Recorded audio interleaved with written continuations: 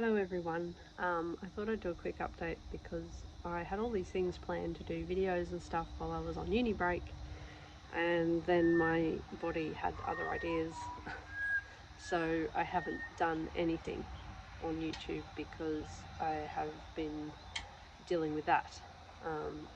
So I went on uni break after I did a workshop in Brisbane for uni on Materia Medica. And then I came home and all was great. I was having a great couple of weeks off. I was resting and, just getting over all the stress that second year of uni has on offer. And I was just enjoying myself.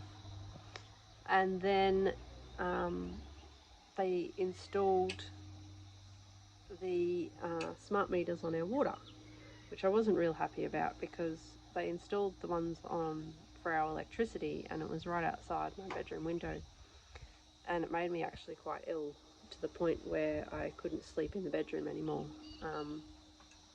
It was all digestive problems, headaches, nosebleeds, that kind of stuff, and I was actually having to go out of the bedroom during the night and lay on the grass for about half an hour and then go back in and repeat basically until morning because it was making me feel really sick.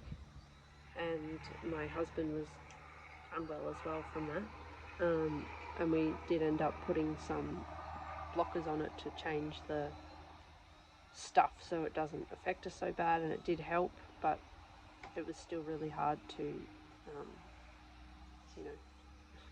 have a normal life and sleep in your bedroom. So we ended up sleeping in the caravan for a few months because I just couldn't handle the bedroom.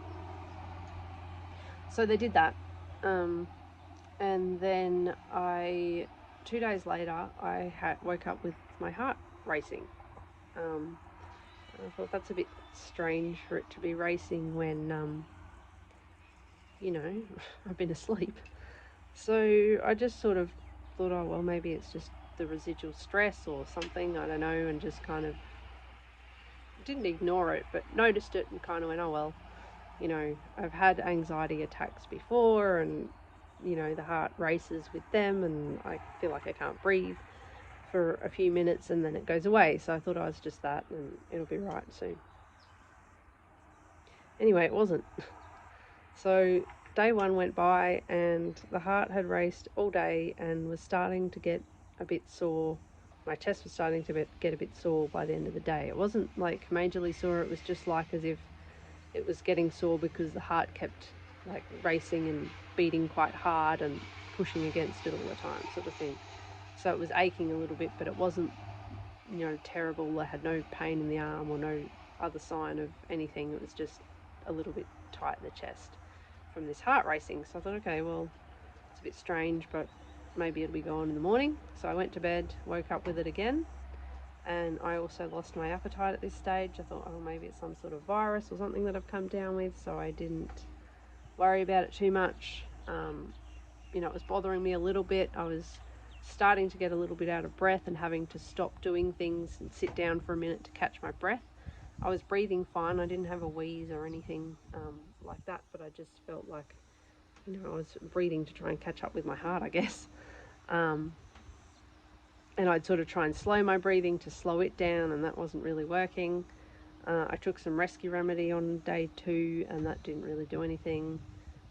And I took some of my husband's heart health naturopathic tincture drops, and that made it race worse.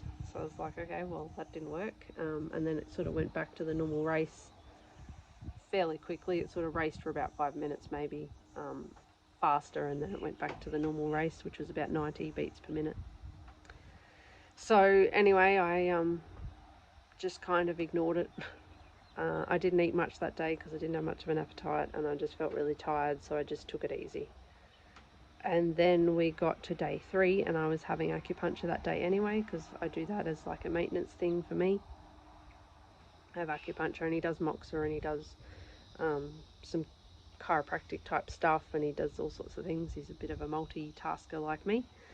And so I see him once a week just for maintenance on this disease that causes some symptoms if I don't do anything about it. So I was going there anyway, and I thought, okay, well, I'll tell him about this heart. And he took my pulse, and he did say, yes, there's something strange going on. I've never seen you like this. We're going to do some acupuncture and, see if that helps. And it did. It got rid of the heart stopped racing for the rest of the day. It was fine. And I felt a lot better. I was still tired because of, dealing with that. But, the heart had settled. It was quiet. I couldn't feel it. I couldn't hear it. It was all good. And I thought, okay, well, that's got rid of that then. Whatever that was is gone now. No. So I woke up on day 4, which was Christmas Eve, and it was racing again. I thought, oh, okay, well, that didn't get rid of it then. So I just kind of rested that day. I was okay sort of in the morning. I woke up with it, but then it settled down, and I thought, okay, well, that's good. And I was okay till about lunchtime, after lunch, and it started again, racing away, and I thought, oh, okay, well, this is getting a bit long now, like it's been 4 days of this. It's not an anxiety attack, obviously, because, well, A, I'm not anxious, I'm not stressed, and if it was residual stress, I would have thought it would have stopped by now and gone away, and I had treatment, and it still hasn't gone away, so there's something not right. So I better go and get checked out by the hospital, because at that stage all the doctors were closed for Christmas. And I was kind of thinking that if there's something wrong with my heart, I probably need to get on to that. So I did actually ring 13 Health first and ask the registered nurse, what I should do. And she said, yeah, in the next 4 hours you need to get checked out, because it's a heart problem, and, there's all sorts of weird things going on. I was getting like butterfly feelings in my chest, and I was getting the racing heart, and I was breathing fine, but I kind of felt like I wasn't getting quite enough oxygen, like it sort of wasn't really connecting to anything. I was breathing in and out, and it was sort of like, felt like it was just hollow, just, sticking in the lungs and not really going anywhere, just like a tightness in the chest sort of thing. So I went to the emergency department, and they took me in. They actually did ask me, why didn't you go see a doctor? I said, well, it's none open, and the lady told me to get checked out in the next 4 hours, and, that's not going to be possible with the doctors shut. So they took all my heart rate and all that kind of stuff, and they said, yes, it is a little bit high, but it's not dangerous or anything. Have you been doing physical activity? All these kind of questions. They didn't ask, however, which I thought was interesting, because they did ask the other 4 people that were in emergency when I was in there. Yes, there was only 4 people in there. They didn't ask me if I'd had that certain medical procedure that may or may not prevent the disease that's going around at the moment. I'm sure you can read between the lines on that one. I'm trying not to get like shadow banned or something. But yeah, they didn't ask me about that. I would have been able to tell them that no, I had not had that medical procedure at all, none of them. And this was unusual for me. I've never had heart problems before. My blood pressure is normally low, on the low end of normal, or totally textbook. It's never been high, which it was a little bit high. It wasn't high as in like worrying high, but it was high for me. And my heart rate was high, but again, not like, they weren't concerned about it really. So they didn't ask me about that, but they asked the other 3 patients that were in emergency about it, because I heard them do so, and 2 of them were injuries, and one was some sort of, I don't know, fevery thing that they were in for. So yeah, they asked those 3, but they didn't ask me, which was interesting, because we do know that one of the rare side effects of the medical procedure that may or may not prevent the disease that's going around is tachycardia, which is similar to what I was presenting with. So I found that interesting. They didn't ask me. They didn't ask if I'd had the virus either, which doesn't really have anything to do with the heart doing that, but some people have had that side effect as a long symptom of that virus. And they did do a test for the virus, and it was negative, of course, because I knew it wasn't that. I'd have had that like months and months and months ago, right? Like, no problems with that virus in my system. It was like 4 days of feeling yuck, and then it was over. So, yeah, they sent me home. They weren't really sure what was going on, apart from the heart rate was a bit high. Blood pressure was a little bit high for me, but not high enough for them, if that makes sense. It was the high end of normal, but not, above normal, so therefore it was fine. They said it could be heartburn, which it's not heartburn. I know what heartburn is. I get that every now and then too. Or it could be a broken rib, which I've had many of those, and it wasn't that. Or it could be stress and anxiety, which I kind of think, it's been going on for 4 days. It's a bit strange to be, and I didn't feel stressed or anxious or emotional or anything. I was quite relaxed about the whole ordeal. So I thought, well, this is weird. Anyway, at least everything's okay. So I went home, and they'd given me some pain relief as well, because I hadn't taken anything, because I wanted them to see what was happening. So I didn't take any pain relief or anything. They'd given me some pain relief, and that helped to reduce the heart rate a bit. So I left. My heart rate was down to 75, which is good. That's my resting heart rate. And I was happy that something had worked. That they'd given me. She did offer me Ventolin, which is crazy because that makes your heart race, which is what I presented with. I had no problems breathing at all. I had no wheeze, no cough, no nothing. My breathing was absolutely fine. I wasn't gasping for air or anything like that. I wasn't even, my respiratory rate was normal. Anyway.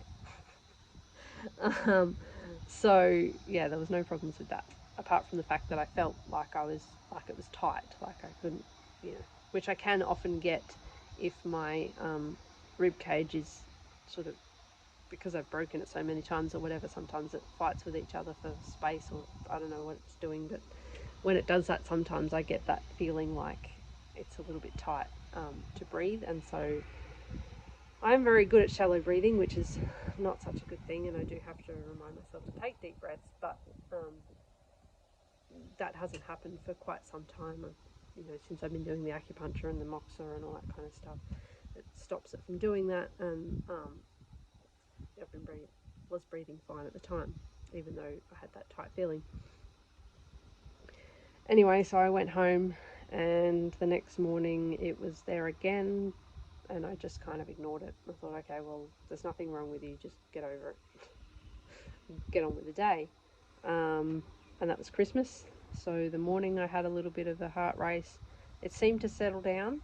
And then I got my appetite back, so I ate Christmas lunch, and all that was fine. And then in the afternoon it was back again.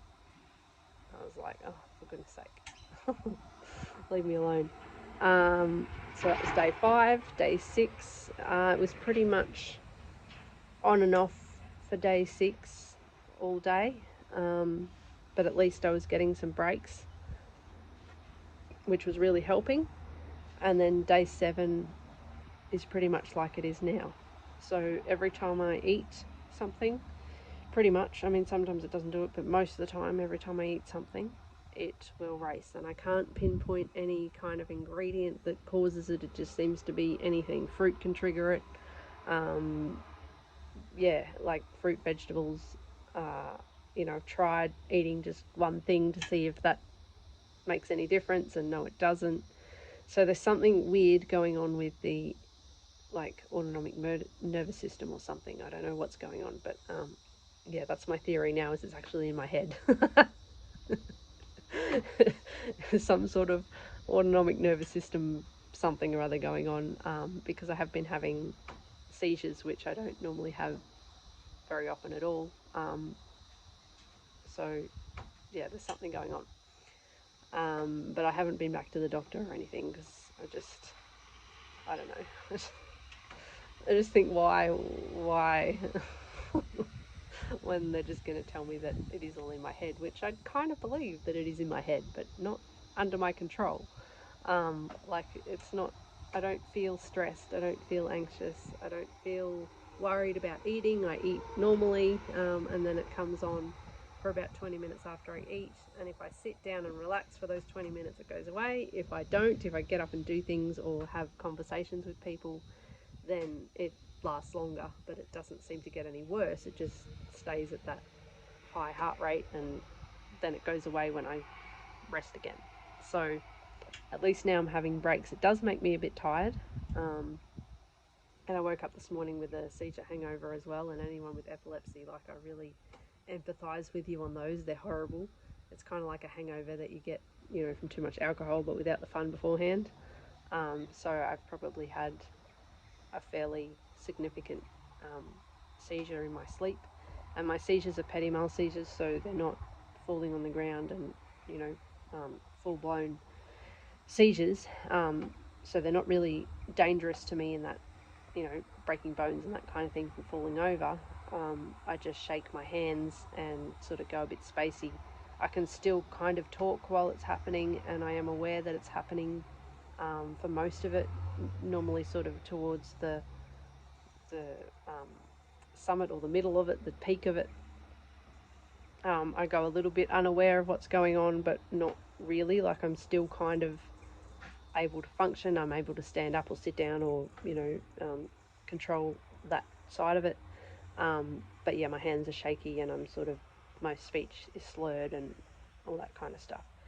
While I'm having these seizures. So they're not dangerous. I'm not medicated for them because I found that the medication that I was on when I was younger for them actually was worse than having a seizure every now and then. Like, it was really um, zombifying me. It was kind of like having an epilepsy hangover all the time. It was really quite bad, the side effects that I was getting from that. So I'm not medicated now for them, and I have only had one before all these clusters started about 6 months ago. I'd only had one in